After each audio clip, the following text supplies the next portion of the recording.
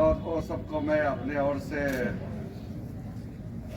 सबसे पहले मैं अपने आप को खुश नसीब समझता हूं कि आज बहुत ही खास कार्यक्रम में आपके बीच में आया हूं। और मैंने ज़िंदगी में बहुत फिट इंडिया का वाकाथॉन देखा है, बहुत सारा कार्यक्रम दौड़ना चलना बहुत देखा है, मगर हज वाकाथॉन पहली बार मैं देख रहा हूँ। तो मैं दिल्ली के जो हमारे हज कमेटी के चेयरपर्सन है कौसर जहां साहिबा और यहाँ जामिया मिलिया इस्लामिया यूनिवर्सिटी का वाइस चांसलर मजहर आसिफ साहब और तमाम जो यहाँ आज मौजूद हैं, हमारे बीच में विशेषकर खास जो जिसके लिए मैं आया हूँ वो है आज पवित्र हज यात्रा 2025 में चुने गए जितने भी हमारे आदरणीय अज़मीन हज प्रिय माताओं बहनों सज्जनों, आप सबको फिर से मैं मुबारकबाद देना चाहता हूं, क्योंकि आप बहुत पवित्र हज के लिए जाने वाले हैं। वैसे बहुत बातें बताया गया है, मैं बहुत ज़्यादा कहना नहीं चाहता हूं, लेकिन इतना मैं जरूर कहूँगा कि हिंदुस्तान से हजारों लाखों के तादाद में हज के लिए जाते हैं। अभी पिछले महीने में सऊदी अरब से सारा आपका इंतजाम करके मैं वापस आया हूँ। हम चाहते हैं कि जितने भी हज इस यात्रा में जाने वाले जितना हजी है बहुत सही सलामत आप जाएं, इबादत करके अल्लाह का दुआ आपके सर पर रहेगा और सही सलामत आप वापस हिंदुस्तान लौट के आए। और जब आप हज के लिए जाते हैं उस वक्त आपका सुविधा, आपका आराम के लिए आपके आने जाने में कोई ऐसा कठिनाई नहीं आए, इसका जो अरेंजमेंट है वो हमारा जिम्मेदारी है, भारत सरकार का जिम्मेदारी है। मैं जब इस माइनॉरिटी अफेयर्स का मंत्री का पद में आया तो मैंने जानकारी लिया कि पिछले साल कई लोगों का मौतें थे और इस वक्त जो हज का जो कैलेंडर है वो ऐसा समय है कि गर्मी का जो सीमा है वो पार कर चुके हैं। लगभग 55 डिग्री सेल्सियस का टेम्परेचर रहता है मक्का मदीना में इस वक्त जब हज चलता है, अप्रैल अंत मई महीने में।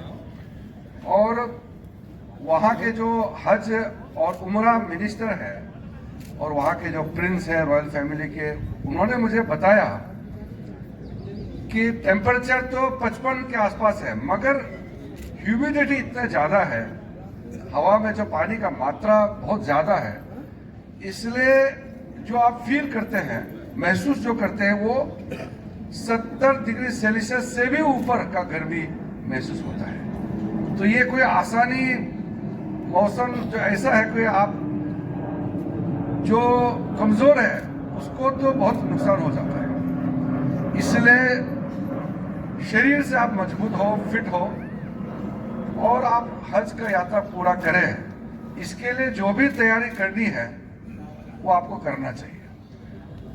तो ये जो हज वाकाथन 2025 यहाँ जामिया मिलिया इस्लामिया यूनिवर्सिटी में यहाँ रखा है, मैं मानता हूँ कि हिंदुस्तान में और लोग भी और जो स्टेट के हज कमेटियाँ हैं वो भी इससे थोड़ा सीख लेना चाहिए।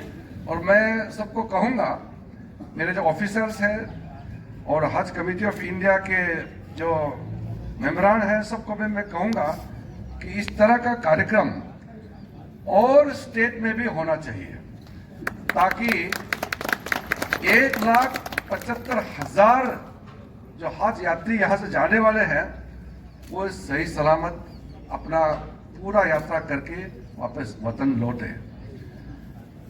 हमारा देश दुनिया का सबसे बड़ा मुस्लिम आबादी वाला मुल्क लगभग बन गया है। अभी ऑफिशियली हमारा दूसरे नंबर में है। कहता है कि इंडोनेशिया में सबसे ज्यादा मुसलमान है और हिंदुस्तान में दूसरे नंबर के संख्या है। लेकिन उस दिन जब सऊदी अरब में वहाँ के हज और उम्रा मंत्री, मैं और ये इंडोनेशिया का मंत्री, हम तीन बैठे, और भी मंत्री थे, 80 देशों से मिनिस्टर आई, तो हम तीनों में बातचीत किया। तो मैं उनको बताया कि हमारा अभी हिंदुस्तान का कोविड के चलते हमने सेंसस नहीं किया, वरना मुझे लगता है कि सबसे ज्यादा आबादी वाला मुस्लिम मुल्क हिंदुस्तान लगभग बन चुके हैं। तो हमारे यहाँ से अगले बार हज यात्रियों का संख्या बढ़ाने के लिए भी हमने बात करके आए हैं। इस वक्त हमको 1,75,000 का जो क्वाटा मिला है, उसका संख्या बढ़ाने के लिए हम कोशिश कर रहे हैं। इस बार बढ़ा सकते थे, मगर वहाँ जो खास करके मक्का में रहने का जो जगह है और जो वहाँ जो सिस्टम बनाया हुआ है, वो एक लिमिट में पहुँच चुके हैं। उससे आगे एकोमोडेट करना बड़ा मुश्किल है। तो इसलिए इस बार जो हमारा संख्या है वो 1,75,000 में फिक्स हुआ है। अब जैसे आपको बताया गया है, हमारे यहाँ कई एम्बार्केशन पॉइंट्स बनाया है, लेकिन दिल्ली एक तरीके से सबसे मुख्य एम्बार्केशन पॉइंट है, क्योंकि यहाँ आसपास के लोग दिल्ली से जाना चाहते हैं। और कुछ एम्बार्केशन पॉइंट ऐसे हैं जहाँ उसका जो एयर टिकट के दाम है, टिकट का जो एयर फेयर है, वो बहुत बहुत ज़्यादा है। मैं कल रात को कश्मीर से आया, तो कश्मीर में भी वहाँ के हज कमेटी के बाकी लोग ने मुझे कहा कि श्रीनगर से जो जाते हैं उनका भी कीमत बहुत ज़्यादा है। वैसे केरला से भी मेरे पास आए, और कुछ ऐसा एम्बार्केशन पॉइंट है हिंदुस्तान में जिसका कीमत बहुत ज़्यादा है, तो कुछ लोग दिल्ली से जाने का प्रिफर करते हैं। तो इसलिए हम लोगों ने ये सोचा है कि दिल्ली क्योंकि बहुत महत्वपूर्ण है, हमारा कैपिटल भी है, तो यहाँ इंतज़ाम और भी अच्छा होना चाहिए। मैंने कौशल जहाँ अभी मुझे बताया कि जब पहला फ्लाइट जाएंगे तो हम लोग COF भी करेंगे, दुआ करेंगे कि आपका पूरा यात्रा सही सलामत से आप पूरा करके आने के लिए। हमने इस बार कुछ फैसला किया है।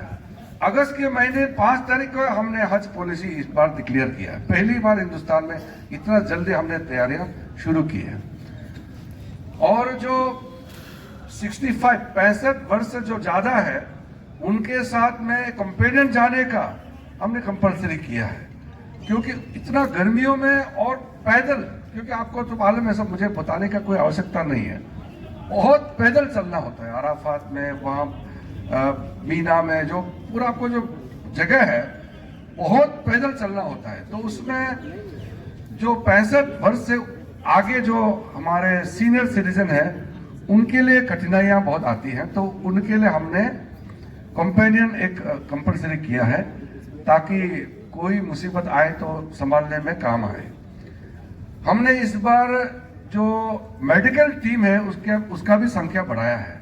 आप जब सऊदी अरब में रहेंगे, इतने दिनों तक आप जब करेंगे हज का पूरा जद्दा, फिर मक्का, मदीना, तो हमने मेडिकल टीम का संख्या हर राज्य से, भारत सरकार के जो हेल्थ डिपार्टमेंट से संख्या भी बढ़ाया है।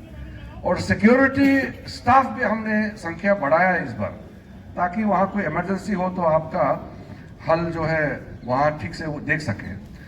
उसके साथ साथ वहाँ हमारा एम्बेसी है, और जद्दा में हमारा हिंदुस्तान का जो कॉन्सुलेट है, वहाँ के जो कॉन्सुल जनरल और बाकी टीम स्टाफ सबके साथ मिलकर के हमने इंतज़ाम आपका ट्रांसपोर्टेशन के लिए, आपका वहाँ रहते समय जो एकोमोडेशन है, सारा व्यवस्था पिछले साल के मुकाबले इस बार आपका फैसिलिटी है और अच्छा करने का हमने निर्णय किया है।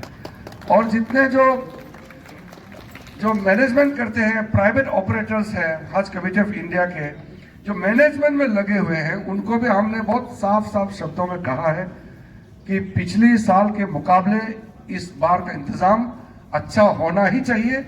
नहीं तो अगर कोई इंतजाम में कमी आएगा तो वो कंपनी को हम ब्लैक लिस्ट कर देंगे, अगले बार हम उसको काम नहीं देंगे। जब जिम्मेदारी दिया है तो काम अच्छा से होना चाहिए। तो एक एक हाजी जो यात्री है, आप लोग का पूरा नंबर के साथ हम लोग पूरा ध्यान रखेंगे।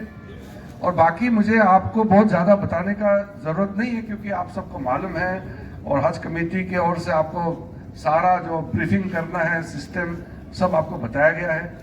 बाकी तो ये दुनिया में हर एक मुसलमान का ये ख्वाहिश है कि हज में एक बार जरूर जाना है अपने ज़िंदगी में। तो आप लोग तो बहुत खुशकिस्मत है कि लाखों लोग एप्लीकेशन देते हैं और आप लोगों का सिलेक्शन हुआ है। तो इसलिए मैं तहे दिल से फिर आप सबको मुबारकबाद देना चाहता हूं कि आप बहुत ही ज़िंदगी का इतना अहम यात्रा में आप जा रहे हैं हज में। और फिर हम मौका लगे तो फिर आपको मुलाकात करेंगे हम कहीं, और आपको शायद सी ऑफ करेंगे एयरपोर्ट में, कहीं कुछ भी हो। लेकिन हमारा जो बहुत काबिलियत हज कमेटी दिल्ली के जो चेयरपर्सन है, उनका तो काम मुझे बहुत शुरू से मैंने देखा है कि बहुत सही तरीके से दिल लगा के काम करते हैं। तो आप लोगों के लिए जो भी अरेंजमेंट है बहुत सही तरीके से उन्होंने किया है। और हमारे ये जामिया मिलिया इस्लामिया यूनिवर्सिटी का जो वाइस चांसलर साहब है, हम दोनों तो अभी असमिया भाषा में बात कर रहे थे, तो हम दोनों जो बात करेंगे तो आप लोग किसी को समझ में नहीं आएंगे। तो आपको पूरा इस यूनिवर्सिटी की टीम को मैं आप सबको शुक्रगुजार मैं मेरा तरफ से शुक्रिया कहना चाहता हूं कि आपने जगह दिया और इतना खूबसूरत क्रिकेट स्टेडियम है, क्रिकेट ग्राउंड में आप हमारा हज वकातन का ये कार्यक्रम को आप करने का मौका दिया।